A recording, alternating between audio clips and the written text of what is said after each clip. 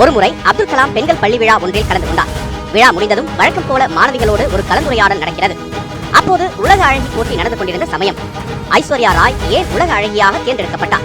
இந்த கேள்வியை மாணவிகளிடையே வைக்கிறார் அப்துல் கலாம். ஒரு மாணவி அங்கு வந்திருந்தவர்களில் அவர்தான் அழகாக இருந்தார் என்கிறார். அவருக்கு பதிலில் திருப்தி இல்லை. அடுத்த ஒரு சிறுமி எழுகிறார். அந்த அழகி போட்டியில் நான் கலந்து கொள்ளவில்லை, அதனால் தான் ஐஸ்வர்யா ராய் உலக அழகியாக தேர்ந்தெடுக்கப்பட்டார் என்கிறார். அரங்கமே சிரிப்பால் அதிர்கிறது. ஆனால் அங்கே ஒரே ஒரு கைத்தட்டல் ஓசை மட்டும் தனியாக கேட்கிறது. அது அப்துல் கலாமின் கைத்தட்டல். அப்துல் கலாம் கூறினார், குட், இதுதான் உண்மையான பதில். அடுத்தவர்கள் யார் நம் அழகை நிர்ணயம் செய்வதற்கு? அதற்கு முன் நம்மை நாமே அழகு என்று தேர்ந்தெடுத்துக் கொள்ள வேண்டுமல்லவா என்று கேட்டார். இந்த இடத்தில் கலாமிற்கு நம்பிக்கைதான் அழகு. ஆனால் இந்த உலகம் நம்பிக்கையை அழகாக பார்ப்பதில்லை. அழகு என்னும் மூன்றெழுத்தை வைத்து இங்கே பல ஆயிரம் கோடி வர்த்தகம் நடைபெறுகிறது. அதில் ஆண் பெண் என பல லட்சம் பேருக்கு வாழ்வாதாரமாக, தொழில் முனைவோராக, தொழில் அதிபராக என்று ஆட்களுக்கு ஏற்ப அழகின் மதிப்பும் கூட்டப்பட்டுக் கொண்டே இருக்கிறது. இந்த மதிப்பு கூட்டலில் தான் ஐஸ்வர்யா தொடங்கி மனுஷி சில்லார்கள் வரை உலக அழகியாக தேர்ந்தெடுக்கப்பட்டார்கள். அழகு சாதன பொருட்களின் வர்த்தக சந்தையாக ஐரோப்பிய நாடுகள் இருந்த காலம் போய் இப்போது இந்தியா இருக்கிறது. இது எதேச்சையாக நடந்துவிடவில்லை. ஒவ்வொரு நாட்டிலிருந்து உலக அழகி தேர்வாவதற்கும் அழகு சாதன பொருட்களின் சந்தை விரிவாக்கத்திற்கும் நேரடி தொடர்புகள் உண்டு. அந்த வர்த்தகத்தை மையமாக வைத்துதான் இந்த போட்டிகள் நடத்தப்படுவது, அழகிகள் தேர்வாவதும் அரங்கேறுகிறது. அவ்வளவு தூரம் எல்லாம் போக தேவையில்லை. அழகு சாதன வர்த்தகத்திற்கு நாம் எந்த அளவிற்கு ஈர்க்கப்பட்டுள்ளோம் என்பதற்கு 7 நாளில் சிகப்பழகாவோம் என்ற வார்த்தை மீது நம்பிக்கை வைத்து பல வருடங்களாக கிரீம்களை பூசிக்கொண்டு கிரீம்களுக்கு அடிமையான ஒரு தலைமுறை இங்கே இருக்கிறது. கலாம் சொன்ன அழகென்றால் நம்பிக்கைக்கும் நம் ஆட்கள் அழகு கிரீம்கள் மீது வைத்த நம்பிக்கைக்கும் உள்ள வேறுபாடுதான் உலக அழகி போட்டியின் அரசியல். அந்த வேறுபாடுதான் பொருளாதார அரசியலை தீர்மானிக்கும் சக்தி. உலக அழகி போட்டிகளில் அதிக அளவில் இந்திய பெண்கள் தேர்வானதற்கான காரணம் இந்தியாவில் 90களுக்கு பிறகு அபரிமிதமாக வளர்ந்துள்ள அழகு சாதன பொருட்களின் சந்தை, பெண்களுக்கு நிகராக வியப்பூட்டும் ஆண்களுக்கான அழகு சாதன பொருட்களின் உற்பத்தி அதிகரிப்பு, நுகர்வு கலாச்சாரத்திற்குள் ஆட்கொண்டுள்ள இளைய தலைமுறை, அழகு சார்ந்த அறுவை சிகிச்சைகள் அதிகரிப்பு, உலகின் பெரும் காஸ்மெட்டிக் நிறுவனங்கள் இந்தியாவை குறிவைப்பதன் பின்னணி, இவை அனைத்தையும் விவரிக்கிறது 8வது அதிசயத்தின் கதை. உலகில் 199 நாடுகளில் சில இஸ்லாமிய மற்றும் பழமைவாத நாடுகளை தவிர்த்து 180 நாடுகள் அழகி போட்டிகளில் பங்கு பெறுகின்றன. முதலில் உலக அழகி எனும் சர்வதேச அலங்கார அணிவகுப்பு 1951ஆம் ஆண்டில் எரிக் மோர்லி என்பவரால் லண்டனில் தொடங்கப்பட்டது. பிரிட்டனில் நடைபெற்ற பிரிட்டன் திருவிழா எனும் மாபெரும் கண்காட்சியை காண பல்வேறு நாடுகளிலிருந்து மக்கள் திரண்டனர். இந்த திருவிழாவின் ஓர் அங்கமாக நீச்சல் உடை போட்டி மோர்லியால் ஏற்பாடு செய்யப்பட்டது.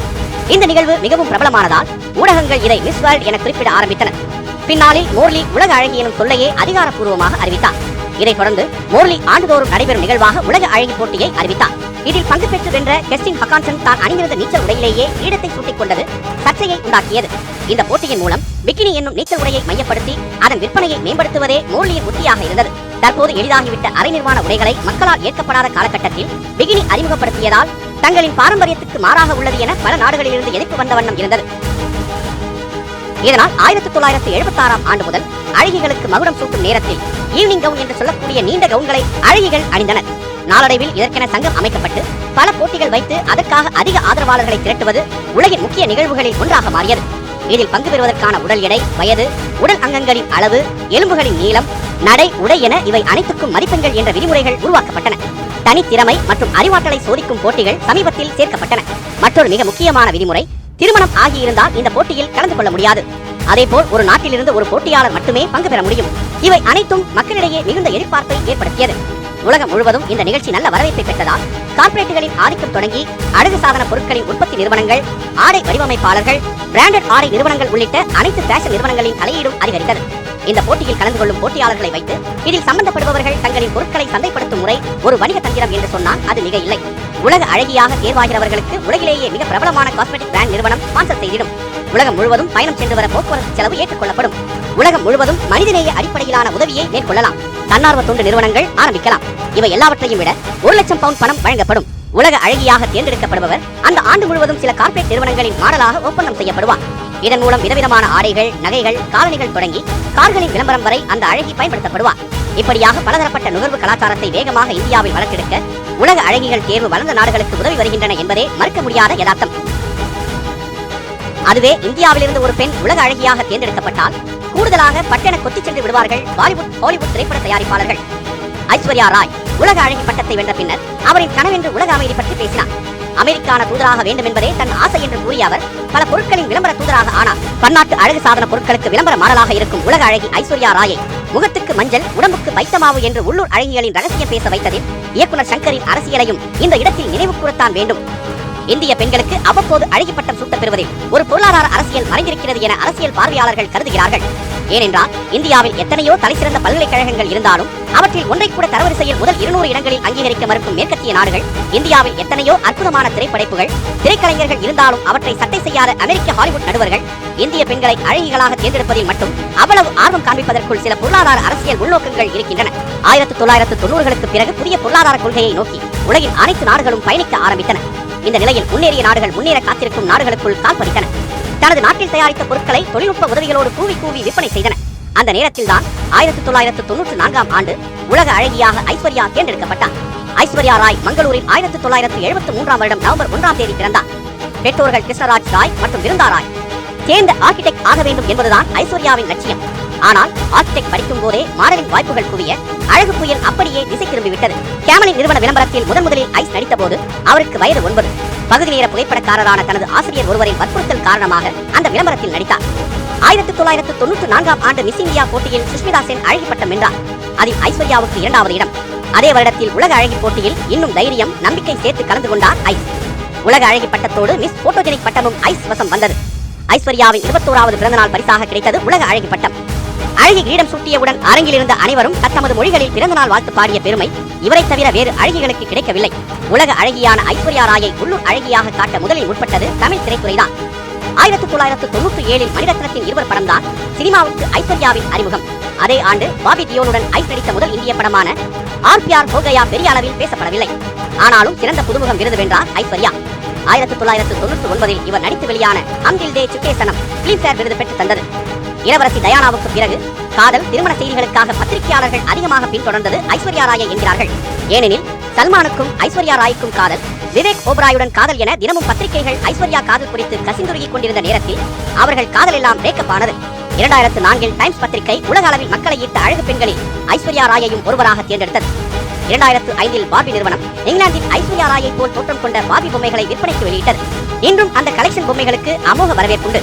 அமெரிக்காவின் பிரபல தொலைக்காட்சி நிகழ்ச்சியான ஒப்ரா வின்ஃப்ரே ஷோவில் கலந்து கொண்ட முதல் இந்திய நடிகை ஐஸ்தான். அந்த ஷோவில் நீங்கள் மிக விரைவாக சேலை கட்டிக் கொள்வீர்களாமே என்று ஓப்ரா கேட்க பதில் சொல்லாமல் ஐஸ்வர்யா ஒரு சேலையை 4 நிமிடங்களில் ஓப்ராவுக்கு அணிவித்து ஓப்ராவையே வாய்ப்பிழக்க வைத்தார். லண்டனில் உள்ள மேடம் துசாட்ஸ் மெழுகு மியூசியத்தில் இடம் பிடித்த முதல் இந்திய பெண் மெழுகு சிலை, அழகு சிலை ஐஸ்வர்யாவினுடையதுதான். இவரிடம் உள்ள வாட்சுகளை வைத்து ஒரு கண்காட்சியை நடத்தலாம். ஐஸ்வர்யா பிராண்ட் அம்பாசடராக இருக்கும் லாங்கின்ஸ் வகை வாட்சுகளின் ஆரம்ப விலையே 46,000க்கும் மேல்தான். இப்படி ஐஸ்வர்யா கண்ணில் படும் பொருள் தொடங்கி நின்றால் நடந்தால் எல்லாமே துட்டு, மணி என்பதுதான் உலக அழகியாக தேர்வாகும் பெண்களை வைத்து ஃபேஷன் உலகம் நடத்தும் மிகப்பெரிய பொருளாதார அரசியல். அதற்கு ஐஸ்வர்யா, சுஷ்மிதா என இந்திய பெண்கள் தொடர்ந்து தேவைப்பட்டார்கள். அபிஷேக் பச்சனை காதலித்து திருமணம் செய்து கொண்டார் ஐஸ்வர்யா ராய். நிஜ வாழ்வில் ஐஸ்வர்யா அபிஷேக் கெமிஸ்ட்ரி அபாரமாக இருந்தாலும் குரு மற்றும் ராவணாவில் செல்லுலாய்டில் அது எடுபடவில்லை என்பது அந்த காதல் ஜோடிக்கு அதிர்ச்சி தந்த ஒன்று. இது நட்சத்திர காதல் தம்பதிகளான அபிஷேக், ஐஸ்வர்யா ராய் ரீலும் ரியலும் வேறு என உணர்ந்த தருணம். ஆனால் இதனை அறிந்தும் அறியாமல் இருக்கும் மக்களின் கண்மூடித்தனமான நம்பிக்கைதான் அழகு சாதன வர்த்தக நிறுவனங்களின் மூலதனம். தன் நீளம் கலந்த பச்சை விழிகளே தனது இத்தனை அழகிற்கு காரணம் என்று நம்புகிறார் ஐஸ்வர்யா. மாடலிங் நாட்களில் இருந்தே ஐஸ்கிரீம் தவிர்ப்பவர். நாள் ஒன்றுக்கு 8 டம்ளர் தண்ணீர், கொஞ்சம் உடற்பயிற்சி, காய்கறி மற்றும் பழங்கள் தான் ஐஸின் ஃபிட்னஸ் ரகசியம். ஆயுர்வேத பொருட்களை மட்டுமே உபயோகிப்பார்.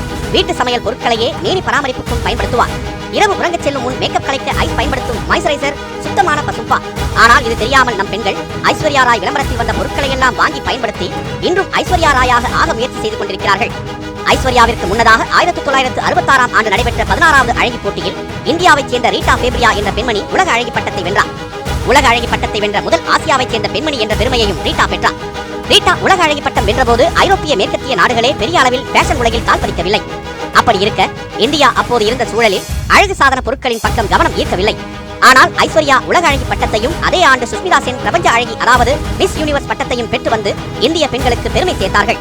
அந்த பெருமைகள் அனைத்தும் அடுத்த சில ஆண்டுகளுக்கு இந்திய பெண்களின் பர்ஸை காலி பண்ண போகிறது என்று ஐஸ்வர்யாவும் சுஷ்மிதாவும் தெரிந்தோ தெரியாமலோ இந்த ஆட்டத்திற்கான ஓபனிங் பேட்ஸ்மேன் ஆனார்கள். இதில் ஐஸ்வர்யா, சுஷ்மிதாவின் பர்சுகள் இன்று வரை பெருத்துக் கொண்டே போகின்றன என்பது மறுப்பதற்கில்லை. ஐஸ்வர்யாவை தொடர்ந்து 1997இல் டயானா ஹேடனும், 1999இல் யுக்தா முகியும், 2000ஆவது ஆண்டில் பிரியங்கா சோப்ராவும் உலக அழகிகளாக முடிசூட்டினர்.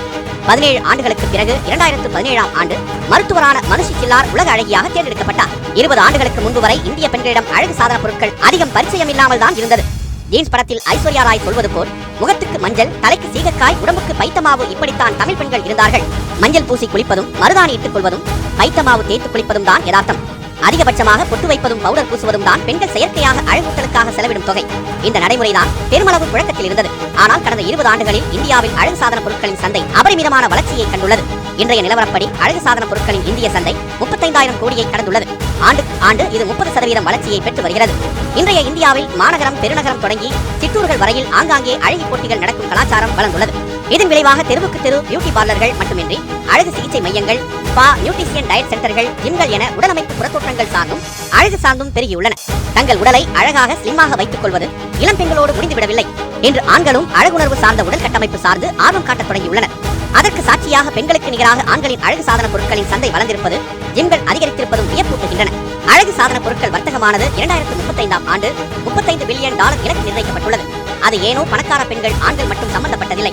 நெற்றியில் வைத்த சாந்து போட்டு போய் இன்று குறிப்பிட்ட பிராண்ட் பிந்தி மட்டும்தான் வைப்பேன் என்று சொல்லும் சாதாரண வீடுகளில் தொடங்கி கலாம்காரி ஆடைதான் எலைக்கா காமிக்குது என்று சொல்கிற மிடில் கிளாஸ், பிறந்தநாள் பரிசாக நட்சத்திரா டைமண்ட் தான் வேணும் என கேட்கும் அப்பர் மிடில் கிளாஸ், 6 மாதத்துக்கு ஒரு வெளிநாட்டுக்கார இறக்குமதி செய்யும் ஹை கிளாஸ் வரை அவர்கள் மன ஓட்டத்தை, அவர்கள் என்ன பொருள் பயன்படுத்த வேண்டும், அதை என்ன விலையில் வாங்கி பயன்படுத்த வேண்டும் என்பது வரை தீர்மானிக்கக்கூடிய சக்தியாக இந்த அழகி போட்டிகள் தான் இருக்கிறது. இந்தியாவில் வேதிப்பொருட்களுடனான அழகு சாதன பொருட்கள் போன்று அதற்கு மாற்றான சித்தா, ஹெர்பல் என்று சொல்லப்படும் மூலிகை அழகு சாதன பொருட்களின் வர்த்தகம் மொத்த அழகு சாதன பொருட்கள் வர்த்தகத்தில் 12% பிடித்துள்ளது. கடந்த 5 ஆண்டுகளில் மட்டும் 42% ஆண்களுக்கான அழகு சாதன பொருட்களின் விற்பனை சந்தை அதிகரித்துள்ளது. இது அசோசம் மற்றும் MRSS எனும் சந்தை ஆராய்ச்சி ஏஜென்சி நிறுவனம் சேர்ந்து நடத்தி வெளியிட்ட ஆய்வு பட்டியல். அமெரிக்க மற்றும் ஐரோப்பிய சந்தையை விட 13%இலிருந்து 18% இந்திய அழகு பொருட்கள் வர்த்தகம் உயர்ந்திருக்கிறது. இதை ஒட்டித்தான் சர்வதேச அழகு சாதன பொருட்கள் நிறுவனங்கள் இந்தியாவை மையமாக வைத்து பல்வேறு நிகழ்ச்சிகளை ஏற்பாடு செய்கிறது. லாஸ் வேகாஸ், ஹாங்காங் என சர்வதேச அளவில் நடத்தி வந்த அழகு சாதன கண்காட்சிகள் இந்திய பிராண்டுகளுடன் கைகோர்த்து தற்போது இந்தியாவில் நடத்தப்படுகின்றன. பெண்கள் மூலம் 85% வருவாய் காஸ்மெட்டிக் துறைக்கு கிடைக்கிறது. 90களுக்கு பிறகு இந்தியாவில் 35% பெண்கள் சொந்தமாக இந்தியாவில் இந்த துறை மூலம் தொழில் புரிந்து தொழில் முனைவோர் ஆகி சொந்த காலில் நின்று கொண்டிருக்கிறார்கள் என்ற உண்மையையும் ஒப்புக்கொள்ளத்தான் வேண்டும். இந்த பெருமாற்றத்திற்கு பின்னால் ஐஸ்வர்யா ராய் தொடங்கி கடந்த ஆண்டு தேர்ந்தெடுக்கப்பட்ட மனுஷ் சில்லார் வரை அவர்களுடைய வெற்றி இருக்கிறது. இந்தியாவை போன்று அதிக அழகி பட்டங்களை வென்ற மற்றொரு நாடு எது தெரியுமா? வெனிசுலா. அங்கே உலக அழகி போட்டிக்கு எப்படி தயாரிக்கிறார்கள் என்பதை பார்த்தால் வியப்பாக இருக்கிறது. 7 பிரபஞ்ச அழகிகள், 6 உலக அழகிகள், 7 சர்வதேச அழகிகள், 2 பூலோக அழகிகள் என வெனிசுலா இதுவரை அழகி போட்டிகளில் பெற்றுள்ள இடம் அளப்பரியது. இதற்கு காரணம் வெனிசுலா பெண்கள் தான் உலகிலேயே அழகானவர்களா என்றால் இல்லை. வெனிசுலா உலக அழகி போட்டிக்கு நம்மூரில் சர்வதேச விளையாட்டு போட்டிக்கு முறையான பயிற்சி எடுத்து தயாராவது போல் தயாராகிறார்கள் அழகிகள். 6 வயதில் அழகி போட்டிகளுக்காக அங்கே உள்ள பிரத்யேக பயிற்சி பள்ளிகளில் சேர்ந்து அந்த குழந்தைகள் பூனை நடை பயில்கிறார்கள். சிலர் உடலமைப்பை பல்வேறு பிளாஸ்டிக் அறுவை சிகிச்சைகள் மூலம் மாற்றி அமைத்துக் கொள்கிறார்கள். வை மே நாவா என்ற வெனிசுலா பெண் 2013ஆம் ஆண்டு உலக அழகி போட்டியில் பங்கேற்றவர். அவர் தன் உடலை கட்டுக்கோப்பாக வைத்திருப்பதற்காக திடப்பொருள் சாப்பிடாமல் திரவ பொருள் மட்டுமே சாப்பிடுவதற்கான பிரத்யேக பிளாஸ்டிக் அறுவை சிகிச்சையை நாட்டில் செய்து கொண்டதாக ஒப்புக்கொண்டுள்ளார். உலக அழகி போட்டிக்காகவே இத்தகைய அழகுணர்வு தோற்றம் சார்ந்த அறுவை சிகிச்சை வெனிசுலாவில் பிரபலம். மூக்கில் அறுவை சிகிச்சை, பல் அறுவை சிகிச்சை என தோற்றத்தை மாற்றிக்கொள்ள வெனிசுலாவில் அதிக அறுவை சிகிச்சைகள் நடைபெறுகின்றன. அமெரிக்கா, பிரேசிலோடு ஒப்பிடும்போது வெனிசுலாவில் அறுவை சிகிச்சைக்கான மருத்துவ செலவு குறைவு. ஆண்டுக்கு வெனிசுலாவில் உள்ள அழகு பயிற்சி மையங்கள் மூலம் உலக அழகி போட்டிகளுக்காக 4000 பெண்கள் பயிற்சி செய்து அனுப்பப்படுகிறார்கள். வெனிசுலாவின் நிலையற்ற அரசியல், பொருளாதார மந்தநிலை, வறுமை இவை அனைத்தையும் கடந்த அழகி போட்டிகள் அவர்களுக்கு மிக அவசிய ஒன்றாக உள்ளது. உலக நாடுகளின் பார்வையை வெனிசுலா பக்கம் ஈர்க்க அழகி போட்டிகள் அவர்களுக்கு முக்கியமான ஒன்று. அதனால்தான் வெனிசுலாவைச் சேர்ந்த அழகிகள் தேர்வாகும் போது அவர்கள் நாட்டில் அவர்களுக்கு ராஜ மரியாதை வழங்கப்படுகிறது. இப்படி உலக அழகி போட்டிகள் நாடுக்கு நாடு, நகரங்களுக்கு நகரம் பல்வேறு விதமான மாற்றத்தை உருவாக்கிக் கொண்டே இருக்கிறது. இவையெல்லாம் விட இந்த பொருட்களை சந்தையில் விற்பனை செய்ய இந்திய விளம்பர தர நிர்ணய கவுன்சில் கடந்த ஆண்டு 4 முக்கிய அம்சங்களில் விளம்பரங்கள் தயாரிக்கப்பட வேண்டும் என்று வலியுறுத்தியது. நிறம், சாதி சார்ந்த பாகுபாடுகளை முன்வைத்து அழகு சாதன பொருட்களை முன்வைத்து விளம்பரம் செய்யக்கூடாது. விளம்பரங்களில் தொழில்நுட்ப ரீதியாக மாற்றங்கள் செய்து குறிப்பிட்ட பிராண்டை உபயோகித்ததில் இத்தகைய மாற்றங்கள் வந்ததாக பொய் தகவல்களை பரப்பக்கூடாது. மத ரீதியாக, சமூகம் சார்ந்து அழகுணர்ச்சியை ஒப்பிட்டு விளம்பரப்படுத்துதல் கூடாது. பாலின ரீதியாக அழகுணர்ச்சி நிற ஒப்பீடுகள் கூடாது என கூறியிருந்தது. இது எதையாவது நீங்கள் தினமும் பார்க்கும் விளம்பரங்கள் பின்பற்றப்படுகின்றனவா என்றால் இல்லை. கருப்பாக இருந்தால் தன்னம்பிக்கை வராது தொடங்கி சாதி பெயரில் சாம்பார் பொடி வரை இங்கே வெளிப்படையாக விளம்பரம் செய்யப்படுகிறது. ஆனாலும் விளம்பரங்களின் தரத்தையும் குறிப்பிட்ட நிறுவனத்தின் தரத்தையும் ஒப்பீட்டளவில் கண்டறிந்து தவறு செய்தால் தண்டிப்பதற்கு சிறப்பு சட்டங்கள் எதுவும் இல்லை என்பதே இந்தியாவில் வர்த்தக நிறுவனங்களுக்கு உள்ள சாதகங்கள். அப்படி ஒரு சட்டம் இருந்திருந்தால் 7 நாளில் சிகப்பழகாகவில்லை என்ற உண்மையை கண்டறிந்து நீதிமன்றத்திற்கு புற்றீசல் போல படையெடுத்திருப்பார்களா என்ன? இல்லை, இது ஒரு மாய உலகம். இந்திய தட்பவெட்ப நிலைக்கு அப்படியெல்லாம் 7 நாளில் சிவக்க முடியாது என்ற உண்மை தெரியாதவர்கள் எல்லாம் இல்லை நாம். ஆனாலும் நமக்கு இந்த மாய பூச்சிகள் பிடித்திருக்கிறது. அதனால்தான் அழகுணர்வு சார்ந்த எண்ணங்களும் ஈர்ப்புகளும் இயல்பாகவே ஆண்களிடமும் பெண்களிடமும் இருக்கிறது. அழகு என்பது நிறத்திலோ உடையிலோ இல்லை, நாம் செய்யும் செயலில் இருக்கிறது என்பது தெரிந்தும் நமக்கு இந்த மாய ஊக்கம் தேவைப்படுகிறது. ஒருமுறை ஐஸ்வர்யா ராய் அவரது மகள் படிக்கும் பள்ளியில் கலந்து கொண்டு பேசினார். அப்போது இங்கு நான் பேசுவதற்கு முன்பு ஆராதியாவின் அம்மா பேசுவார் என்று குறிப்பிட்டனர். என் வாழ்வில் நான் மிகவும் ரசித்த அறிமுகம் இதுதான் என்றார். இதுதான் அழகு என்பது. உலக அழகி பட்டம் வென்ற ஐஸ்வர்யாவுக்கு தெளிவாக தெரிந்திருக்கிறது.